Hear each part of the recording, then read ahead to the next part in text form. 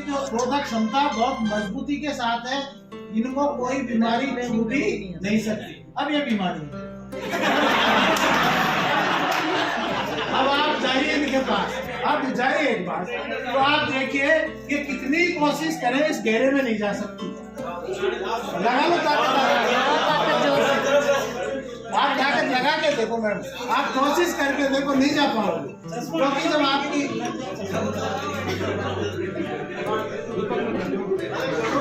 क्योंकि आप जब आपकी रोग प्रतिरोधक क्षमता मजबूत है। हाँ, मैं यही समझाना चाह रहा था कि अगर आपकी रोग प्रतिरोधक क्षमता मजबूत है तो कोई बीमारी आपके शरीर में प्रवेश नहीं कर सकती। आप देखिए, जब आपकी रोग प्रतिरोधक क्षमता कम हो जाती है, हमारे शरीर में जब HIV नामक वायरस किसी भी रूप में प्रवेश कर जाता है, जिसमें जो HIV की रोकथाम से संबंधित बात हम करना चाहते हैं, सर वो वायरस अगर हमारे शरीर में प्रवेश कर जाता है तो रोग प्रतिरोधक क्षमता क्या हो जाती है, टूट जाती है। मैडम आप में से 3 हट जाएगी, 3 बैठ जाएगी और 3 ही गोला बना के रख लीजिए। हाँ मैडम 1 मिनट रुको, 3 केवल 3 का घेरा, ऐसे नहीं, ऐसे हाथ जोड़ लो। अब वो मैडम आपको आराम से जो है आपके सिस्टम को ब्रेक करके आपके बीच में चले जाएंगे, बहुत आराम से। अब तक जो इनकी प्रतिरोधक क्षमता थी बहुत मजबूती से थी, अब इनको ये मैडम अदरवाइज मत लेना, अब वो बीमारी आराम से अंदर प्रवेश कर सकती है, बहुत आराम से बीच में से ब्रेक करके। तो ये बात हमको समझनी है मैडम। जाइए जरूर, कैसे जाती है देखना। ये तो यही बारी बीमारी है, ये तो यही घुस जाएगी। जाइए आप ब्रेक करके चले जाइए।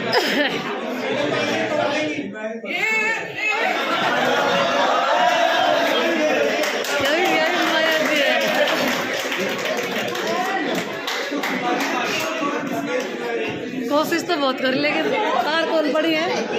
आप देखिए हमारे शरीर में ऐसे ही काम करता है जैसे कर रही थी। हमारे शरीर में कोई भी बीमारी अंदर प्रवेश करके तो हमारे जो रोग प्रतिरोधक क्षमता, लड़ने की क्षमता खत्म हो जाती है तो बीमारी प्रवेश कर जाती है। अभी मैडम ने इन्होंने कोशिश की इनको रोकने की, लेकिन ये नहीं रुके, आखिरकार चले गए।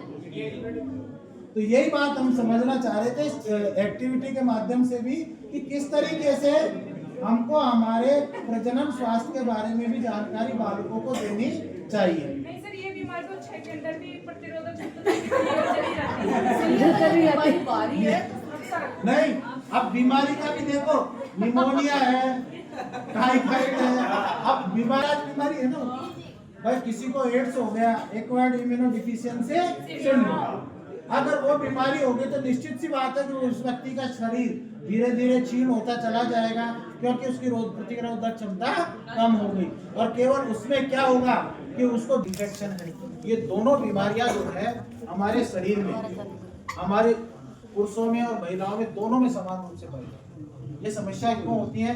अगर किसी का UTI, जिसे हम नॉर्मल भाषा में कहते हैं कि यूरिनरी ट्रैक्ट इन्फेक्शन, UTI, अब होता क्या है, इसमें पेशाब में जलन होना, आप मूत्र विसर्जन करने जाते हैं तो उस समय दर्द महसूस करना, इस तरीके की जो बीमारियां हैं ये हमारे शरीर में धीरे धीरे होती है और हम इनको नजरअंदाज करते रहते हैं। इससे बहुत सारी समस्याएं हमारे शरीर में हो जाती हैं, यहाँ तक कि जो नपुंसकता है या बांझपन है वो तक जो है इन नजरअंदाज करने से, इन बीमारियों को नजरअंदाज करने से हो सकता है। इसलिए हमको इनको कभी भी नजरअंदाज नहीं करना चाहिए। इनका जैसे ये समस्या हो, कई बार महिलाओं में UTI की प्रॉब्लम पुरुषों से ज्यादा देखने को मिलती है। UTI जो प्रॉब्लम है महिलाओं में बहुत ज्यादा देखने को मिलती है, और उस समय जो है आपने देखा होगा कि डॉक्टर्स जो है सबसे ज्यादा उनको पानी पीने की सलाह देते हैं कि आप ज्यादा से ज्यादा तरल पदार्थ लें, और एक ऑरिस्ट्रॉल नाम की एक सिरप आती है, कई उन्होंने यूज भी की होगी। ऑरिस्ट्रॉल सिरप जो आती है पानी में डाल के 2-2 ढक्कन उसको सुबह शाम 2 बार या 3 बार, जितने इन्फेक्शन है उसके हिसाब से उसको पिलाते हैं। तो इससे उस समस्या से निजात पाया जा सकता है, क्योंकि आज जो है ये प्रजनन स्वास्थ्य बहुत महत्वपूर्ण बिंदु है, क्योंकि पुरुषों में या महिलाओं में नपुंसकता बांझपन ये सब बढ़ता जा रहा है। तो इस बारे में हमको चर्चा करनी चाहिए विद्यार्थियों के साथ खुले मन से। आप महिला शिक्षक बालिकाओं के साथ चर्चा कर सकती हैं और पुरुष शिक्षक बालकों के साथ चर्चा करके उनको इस बारे में बता सकते हैं। किसी के पास कोई, मैंने कहा ना, जैसे खुजली हो रही है और उसको अपन नजरअंदाज कर रहे हैं, जबकि बच्चा आपसे शर्मा शर्मी में कह नहीं रहा, तो आप उसको कहो कि बेटा डॉक्टर को दिखा ले, तेरे हो सकता है कोई इन्फेक्शन हो गया हो यहाँ प्राइवेट पार्ट पे, तो वो दिखा दे। एक चर्चा कर रहे थे हम कि ये बीमारियां जो हमारे जननांगों पे होती हैं, ये कहीं ना कहीं स्वच्छता के अभाव में होती है। इसलिए हमको जिस तरीके से हम हमारी पूरी बॉडी को वॉश करते हैं, नहाते हैं, उस तरीके से हमारे प्राइवेट पार्ट्स को भी हमें समय समय पर प्रतिदिन जो है इनको वॉश करना चाहिए, इनको स्वच्छ रखना चाहिए। ये बात हम विद्यार्थियों को बताएं।